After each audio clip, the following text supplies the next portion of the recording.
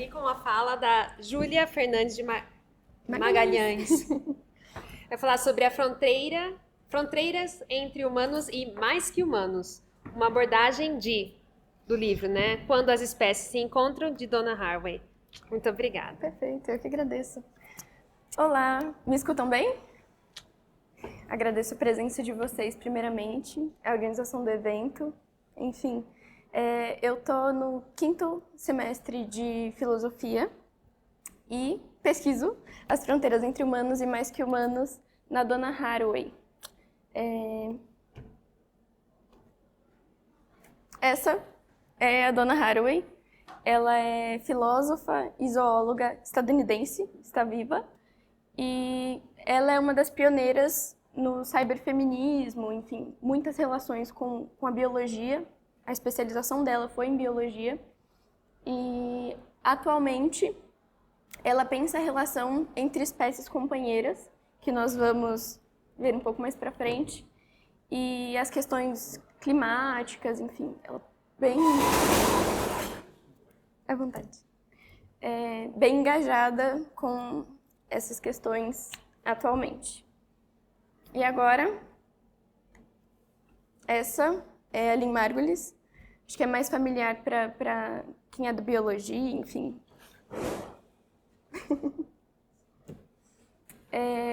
Ela é...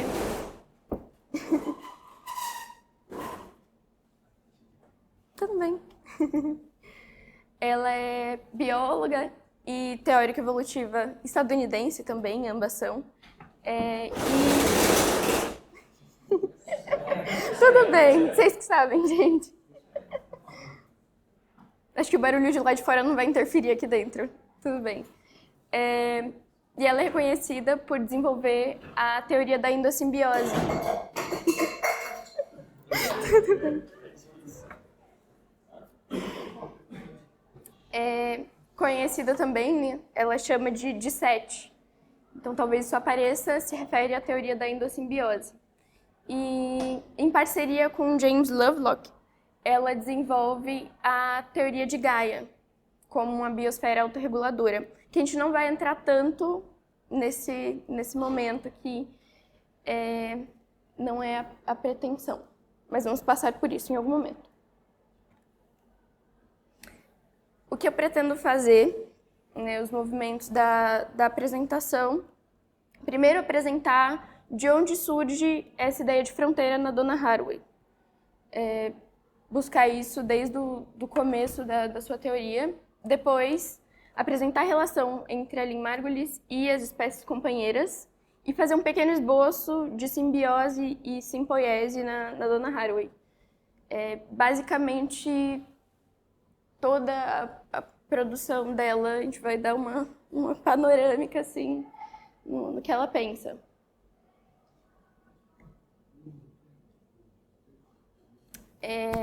O Manifesto Ciborgue é um dos primeiros textos da Donna Haraway, foi logo depois do doutorado dela, e foi por onde ela ficou conhecida, assim, né? Um bom texto de entrada.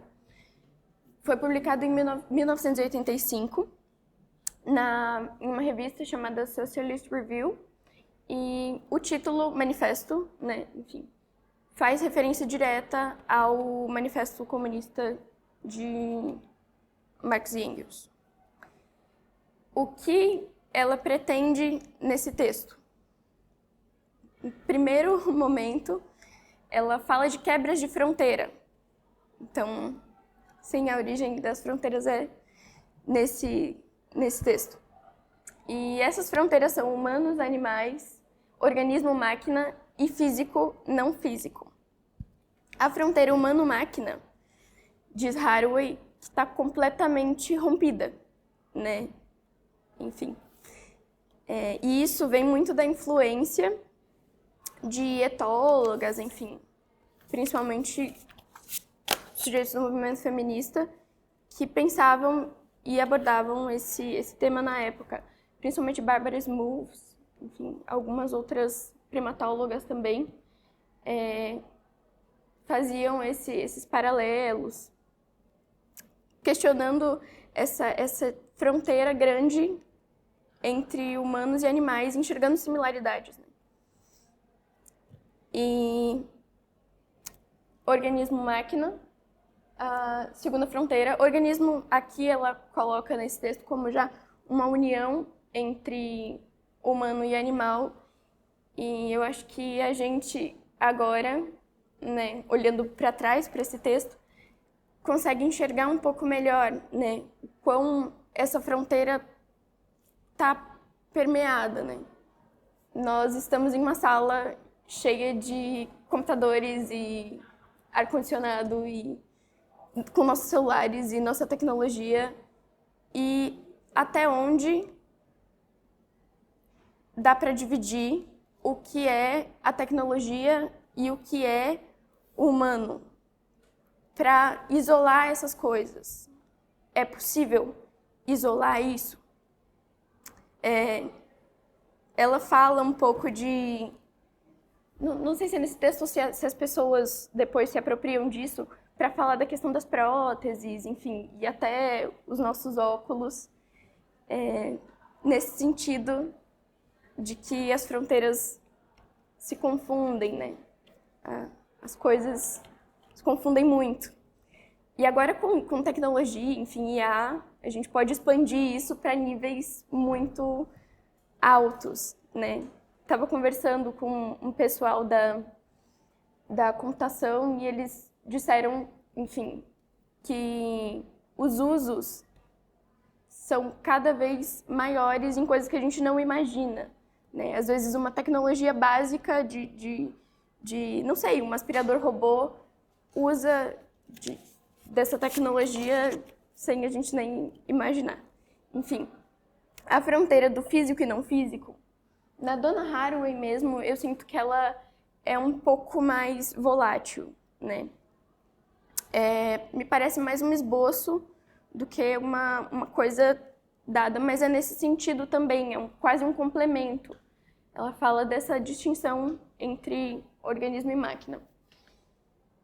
E é nesse ponto de que as máquinas têm se tornado cada vez menores, né? Enfim, tecnologias microscópicas que se tornam invisíveis aos olhos, né? Acho que bem por aí. E por quê? Olá. Por que ela propõe isso? Qual o papel do ciborgue, eu diria? Propor identidades fraturadas. A Haraway é uma grande expoente no movimento feminista e ela está debatendo com essa primeira onda em que o que unia as mulheres, ou o que deveria unir as mulheres, era essa noção de essência fechada do que é ser uma mulher e essa coisa quadradinha e, enfim, essa coisa de essência mesmo. E o ciborgue, ele é uma quebra, ele permite contradições, né? Ele é capaz de englobar isso. E acho que é por aí. Ela diz que somos todos ciborgues nesse ponto. Não é possível buscar as origens. Nossas.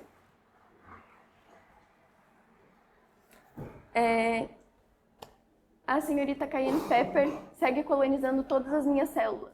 Um caso claro que a bióloga Lynn Margulis chama de simbiogênese. Essa é a cadela dela, a Cayenne Pepper. Ela dialoga muito com ela no caso de construir essas relações, puxando para um lado até microscópico, né? De novo, essa ideia de fronteira e permeabilidade, né? E agora, não sei se... Enfim, estou na biologia falando sobre simbiose, não sei se vocês estão familiarizados com esses termos, mas um pequeno panorama para colocar todo mundo em pé de igualdade. Eu estou usando a própria Lynn Margulis para falar sobre isso. Esses trechos são do Planeta Simbiótico dela. E simbiose é o sistema em que os membros de diferentes espécies vivem em contato físico. Enfim, todo mundo, mesmo que no ensino médio, ouviu falar dos líquens e desses outros seres simbióticos, né? Então, acho que é mais simples mesmo. Depois, simbiogênese. E como um termo evolutivo que refere-se à origem de novos tecidos, órgãos, organismos e até espécies por meio da simbiose, permanentemente ou de longo prazo. E um exemplo que a Donna Haraway dá de simbiogênese, que eu gostei muito, enfim, é o das lulas havaianas. Não sei se vocês conhecem esse pequeno ser lindo, eu acho muito bonito. Mas as lulas havaianas, elas surgem como lulas comuns. Não tão bonitas. Mas com o tempo, em algum momento do seu crescimento, elas têm contato com bactérias muito bonitas, brilhantes, luminescentes.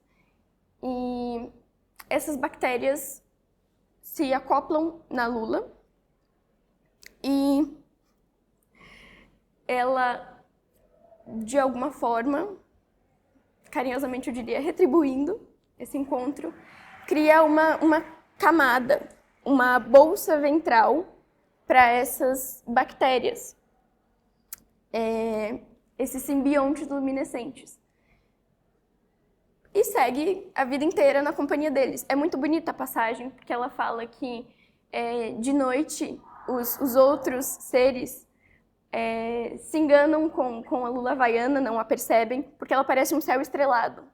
Então, acho que dá para notar um pouco uma noite de lua cheia. E essas bactérias se tornam parte, integram a seu corpo, né? Enfim. Mas, se essas lulas não encontram essas bactérias, essa bolsa ventral não se forma. Essa proteção não se forma. E elas seguem como lulas simples para o resto da vida, né? Esse encontro é muito forte a ponto de gerar um novo espaço dentro da lula para acolher essas bactérias. E seguindo, vamos falar de endossimbiose, agora mais próximo que nunca da Lynn Margulis. A teoria dela postula que as mitocôndrias e cloroplastos evoluíram a partir de procariontes de vida livre, bactérias, englobados por células eucariontes primitivas. E aqui é um exemplo de um cloroplasto do próprio livro da Lynn, nesse sentido de que eles foram englobados mesmo e fizeram morada.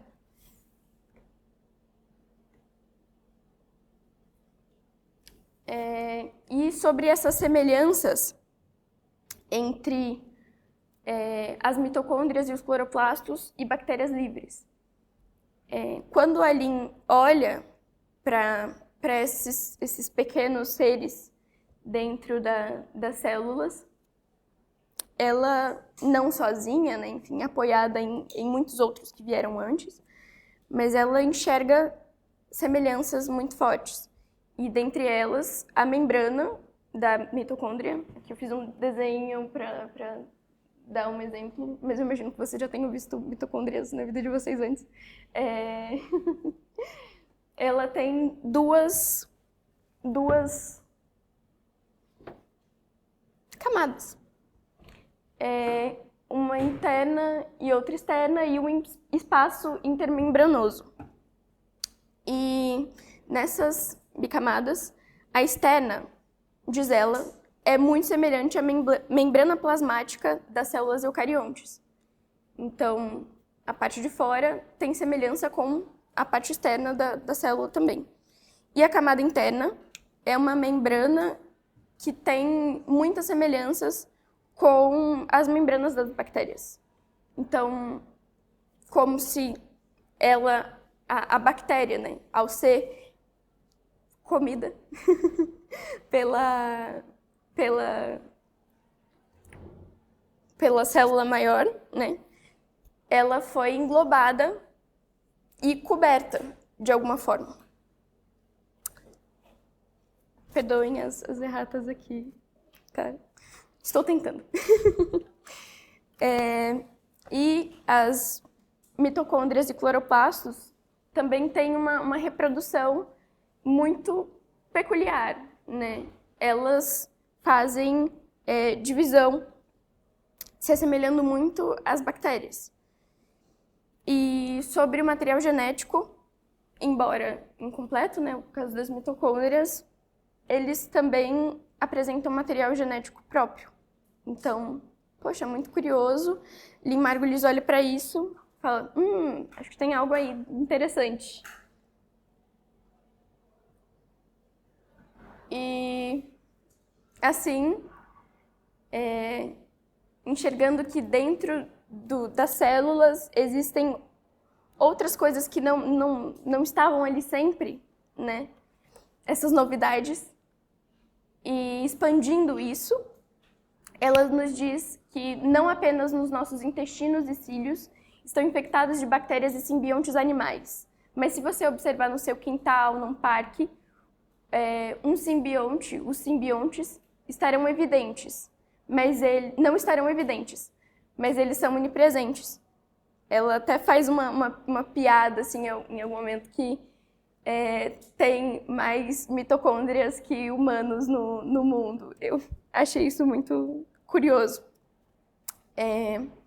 Então, ela expande isso para todo lugar, observando esses seres microscópicos por todo lugar, né? Não é à toa que o título do texto dela é Planeta Simbionte.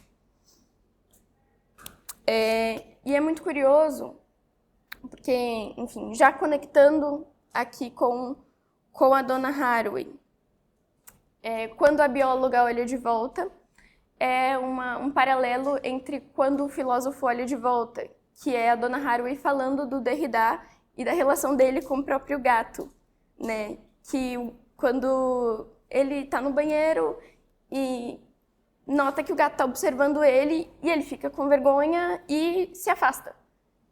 E no caso da Lynn, ela observa, é curiosa mesmo nesse sentido. E a Donna Haraway faz um elogio muito grande a essa posição da Lynn Margulis.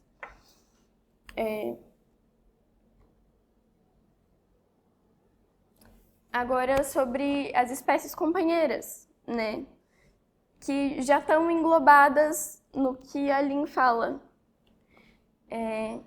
Espécies companheiras, como corpos, são internamente oximorônicas, cheias de seus outros próprios, cheias de seres comensais, de companheiros.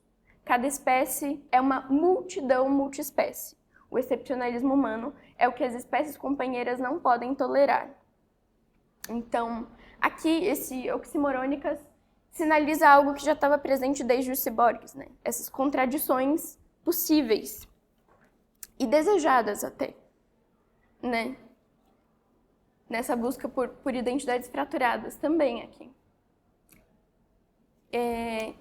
E Haraway tece uma crítica muito grande a essa noção de excepcionalismo humano, não ela, como Bruno Latour, enfim, Vincent Desprez, muitos outros, Anna Tsing, muitos outros colegas de pensamento.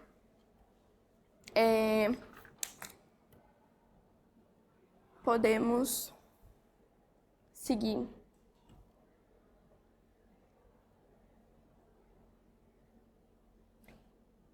E um dos primeiros capítulos do Quando as Espécies se Encontram, Haraway nos diz que as relações são os menores padrões possíveis de análise. E isso é uma contraposição ao Manifesto das Espécies Companheiras, segundo o Manifesto da Donna Haraway, de 2003, e o outro é de 2000 e... 7, em que ela diz que as relações são as menores unidades possíveis para análise.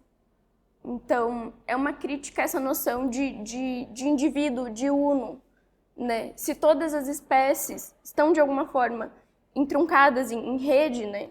Fala muito disso, enredadas e conectadas de alguma forma, ela sugere a análise de relações como uma boa saída, né? Essa coisa de isolar é um pouco complicada para Donna Haraway.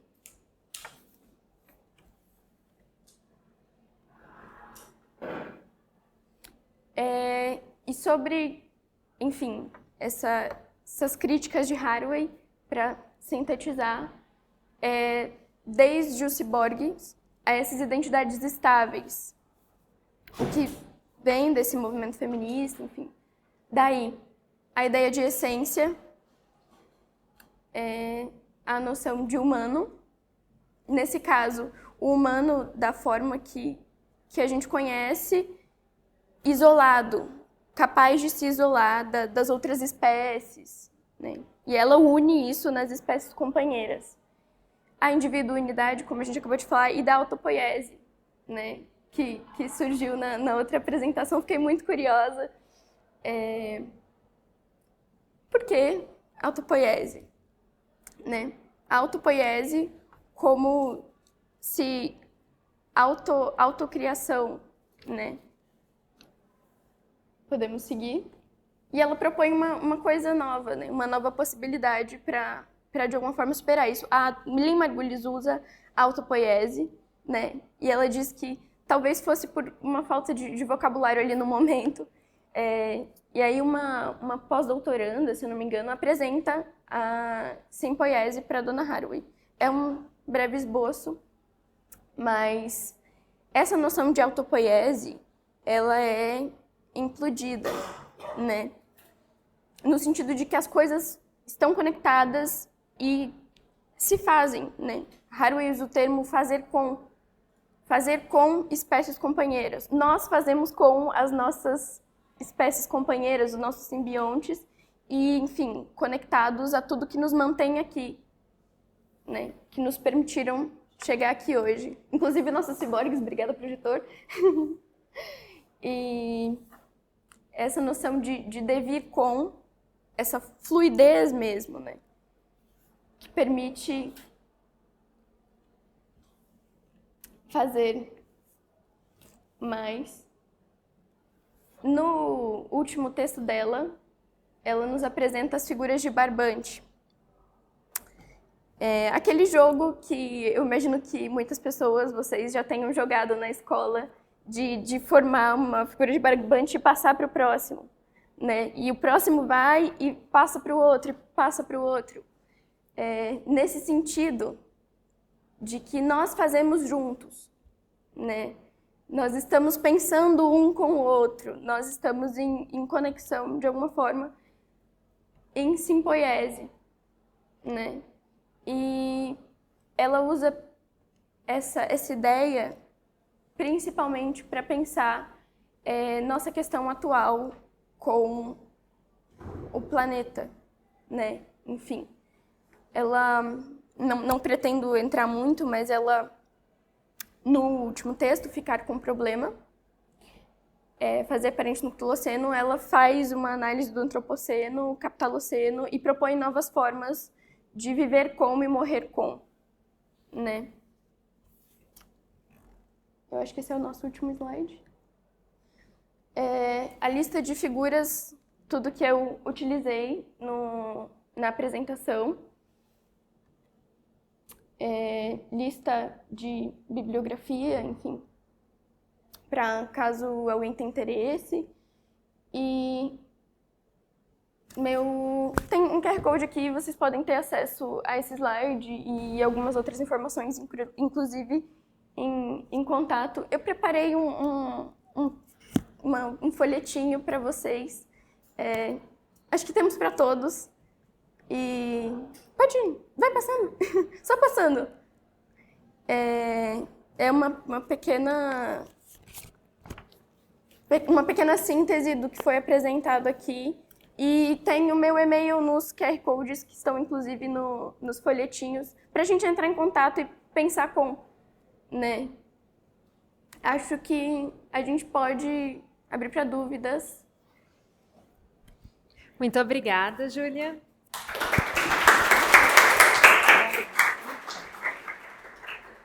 Depois eu falo as minhas perguntas. Eu vi uma mão aqui? 2, 3. Eu tenho uma pergunta um pouco rápida sobre a Donna Haraway mesmo. Primeiramente, parabéns pela apresentação, foi uma excelente ponte entre as duas autoras. Mas, pelo que eu entendo, a Donna construiu muito a sua teoria em cima do pós-estruturalismo francês. Você no Manifesto Ciborgue, você explicou as fronteiras humano-animais, quebra de fronteira organismo-máquina. A físico-não físico ficou um pouco vago. Seria uma fronteira processo-identidade, que é comum em todo o pós-estruturalismo francês, que não é muito presente no pensamento americano como um todo? Seria meio que uma introdução a isso, uma importação disso? Processo e? Processo-identidade. Identidade. Então, eu acho que ela está pensando, nesse momento, enfim, esse texto é pós-Guerra Fria, então ela usa exemplos até bélicos mesmo, né? Ela está pensando isso naquele momento. Nesse sentido de armas microscópicas, tecnologia microscópica usada para a guerra. Então, eu acho que é nesse sentido mesmo.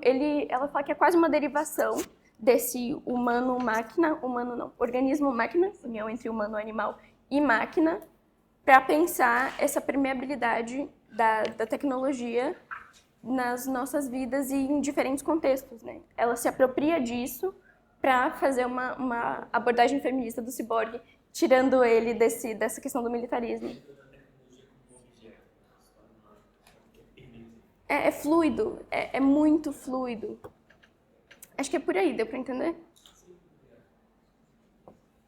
Tá certo, gente.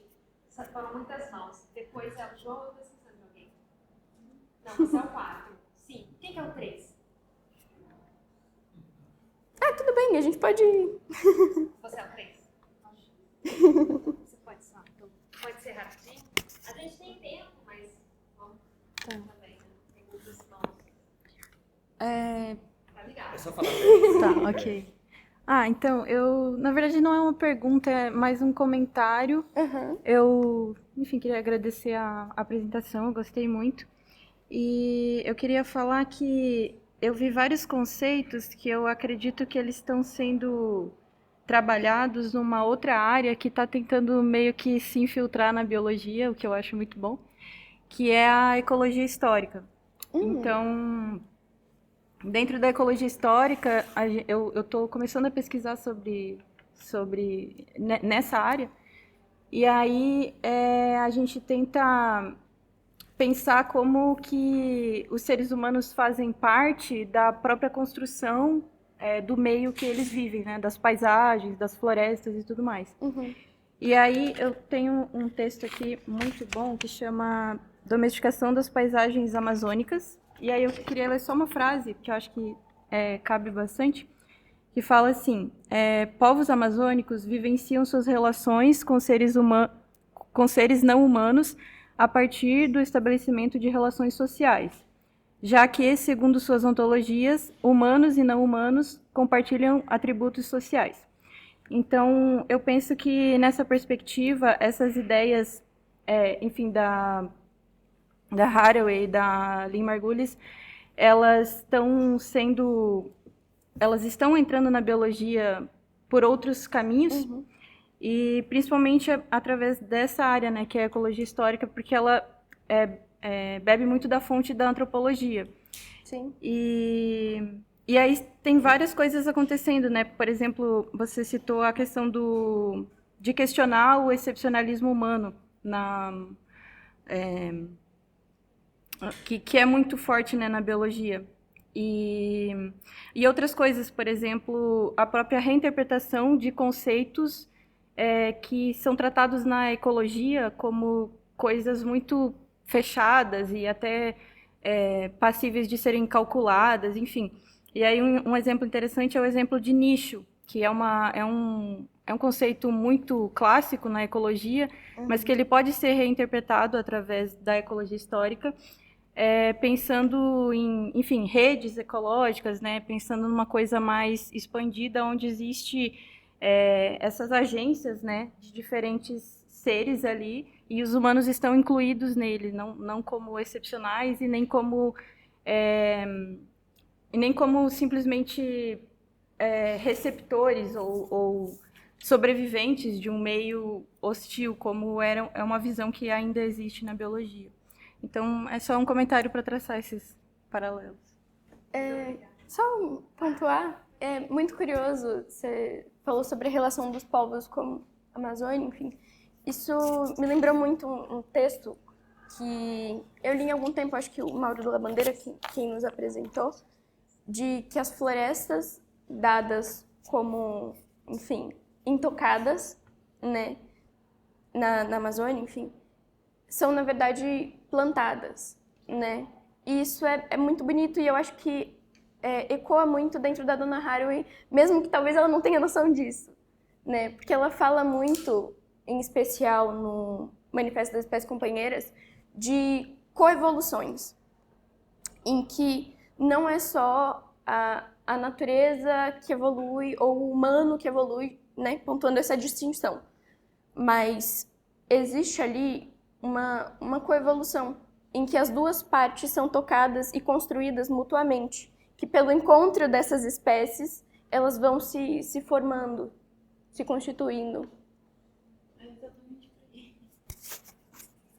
Obrigado pela apresentação, Júlia.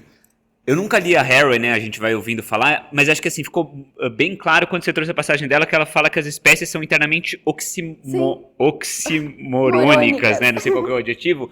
Quer dizer, porque vai tendo uma tensão, né, no pensamento dela, e aí tudo bem, dá pra ver que ela abraça uma coisa mais simbiótica. Ela chega a reproblematizar o termo de ciborgue, porque ciborgue, que eu saiba, é o cybernetic organism, e o Kubernetes é o capitão, né? Quer dizer, tem uma agência individual aí. Ela chega a problematizar isso depois? Sim, no próprio Manifesto Ciborgue, ela pontua que o ciborgue é um filho rebelde, eu diria, de tudo isso que veio antes, né? Ele sofre muita influência. Quando eu penso em ciborgue, quando eu li pela primeira vez, eu lembrei do Robocop, que é meio apocalipse e destruição e armas e fogo e enfim. Mas ela critica muito isso. Ela tira o ciborgue desse meio, se apropria dele para reformular essa teoria. É um ciborgue bem feminista, eu diria. Mantém o termo. E até hoje? Até hoje. Mas esse ciborgue, é uma protestação da Haraway, que ele é um irmão menor dessa família queer, no caso de estranha mesmo, né? Mas ele passa a ser uma coisa menor na teoria, mas não some. Inclusive, relembrando disso, consultei ontem, mas o próprio modo com que a gente consegue enxergar essa vida minúscula, né? Os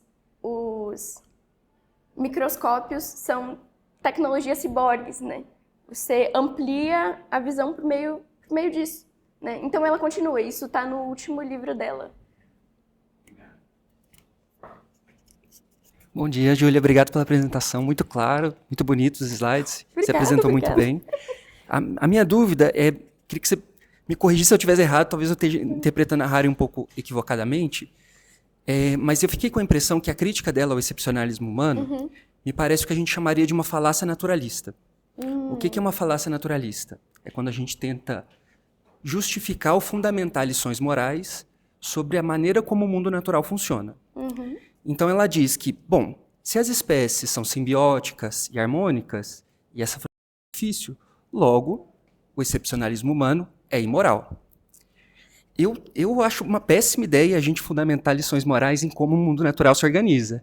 Porque a natureza ela pode ser simbiótica e harmônica, mas ela pode ser brutal e extremamente... Sim, exato. Então, a impressão que eu fiquei é que se trata de uma falácia naturalista, né? Essa ideia e até uma concepção um pouco idealizada, ingênua de uma natureza harmônica e simbiótica, que é apenas um dos aspectos da natureza. A natureza também é competição, também é... Então, essa minha leitura está correta? Eu tô errado? Como que você responderia? Primeiro, você concorda com essa ideia de falácia naturalista? E se você concorda com isso ou não, se eu estou lendo a Donna corretamente? Então, a Donna Haraway, ela entende que... Eu não sei se ficou tão claro, inclusive, na minha apresentação. Eu acho que essas figuras bonitas me levaram para o caminho muito, muito positivo. Mas ela entende que sim, tem competição, que sim, tem, enfim, que não é uma união, um rompimento de fronteira, nesse caso, ingênuo, que leva para essas coisas bonitas e boas, né? É muito complexo e, por esse motivo, é oximorônico, né? São contradições internas, né? Mas que, de alguma forma, funcionam no sentido que a gente está aqui com os nossos simbiontes e que as coisas seguem acontecendo, né? A gente tem um dedo e meio para poder fazer aqui e 2 mãos. Rapidinho, só complementando a ideia, como eu mencionei anteriormente, a Donna, ela constrói em cima do pós-estruturalismo francês. Pós-estruturalismo como um todo... Perdão, ok. A Donna constrói em cima do pós-estruturalismo. O pós-estruturalismo como um todo, uma tradição filosófica que pega muita inspiração do Nietzsche, por exemplo, os pensadores ali. Então, a análise que é feita, muitas vezes, ela é amoral, ou além da moral. Não é uma questão de, na natureza é assim, o que é diferente da natureza é imoral, é errado. É mais um entendimento de possibilidade. É um entendimento que o raciocínio que nós temos atualmente de um excepcionalismo humano, ele não é necessariamente imoral, mas que existe possibilidade além dele, que vale a pena ser avaliado. E que pode ter aspectos positivos, pode ter aspectos negativos. Não significa que a gente tem que ir nessa direção e escolher esse time. Significa que, poxa, nós devemos reavaliar a forma como nós fazemos as coisas.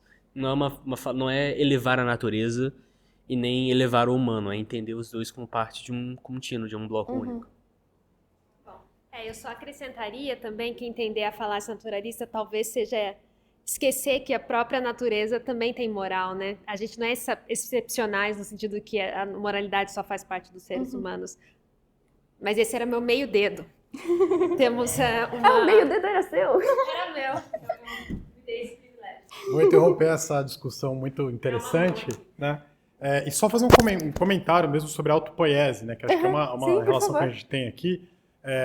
Que eu trouxe uma crítica à autopoiese lá que o Maturana e o Varela fizeram, né, nos anos 70. Eu acho que eu entendo que a autopoiese, o conceito, ele surge para enfatizar a agência do organismo na sua própria formação, né? Mas acho que essa própria crítica que eu trouxe, a visão mais contemporânea, ela concordaria com o conceito de simpoiese no sentido de que o organismo ele não se forma isoladamente, né? Então acho que vários comentários até que eu trouxe, acho que eles colocam essa integração, esse acoplamento estrutural com o meio, com outras espécies, que é exatamente o que você está tratando. Então, eu acho que existe uma conexão comum aí nessa visão de não entender o organismo como um ser isolado, né? Então, acho que nesse ponto, acho que tem uma concordância maior. Acho que é só que eu adicionaria. 2 minutos. É porque você falou um pouco menos, então a gente teve mais. Tem? Então, uma última mão. Não? Não uma mão. Temos uma mão ali. Por conta do microfone. Pra captar. O microfone. É pra gravação. Eu percebi que não tava sendo. Sim. É isso que eu ia falar. Quando vocês falam, levem em consideração os outros da sala. E eu também tô gritando aqui na gravação, não quero nem ver como é que vai ficar. Mas o microfone é pra gravação. Aqui, né? No início da apresentação, você disse que a Haraway, ela tem uma crítica ao movimento feminista, né? Sim. Pela definição do gênero de mulher que as feministas usavam, era isso? Nesse sentido de as mulheres como portadoras de uma essência, que ser mulher é isso, isso, isso, isso e isso.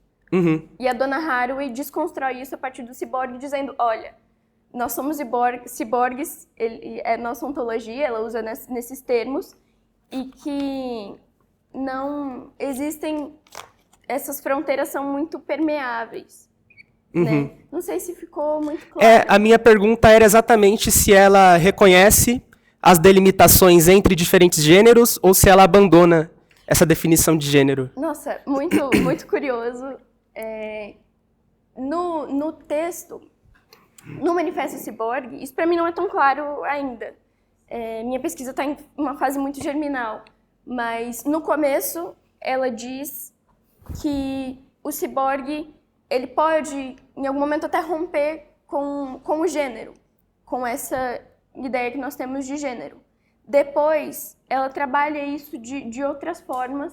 Acho que até em uma entrevista que ela dá, ela diz, que está disponível no Manifesto das Espécies Companheiras, ela diz que é muito complicado dizer que isso se acaba quando a gente, enfim, pode usar o ciborgue como ferramenta, né? Depois, mais madura, enfim, ela diz que é complicado porque nós somos mundificados, assim, né?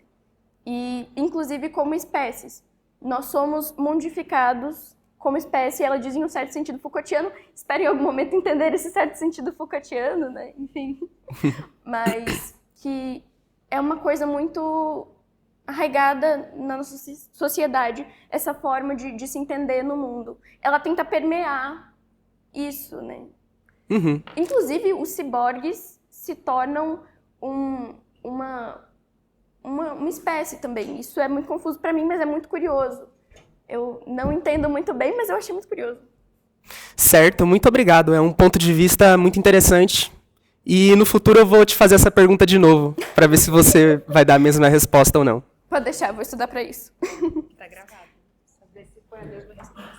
Muito obrigada, Júlia. Eu que agradeço. Obrigada.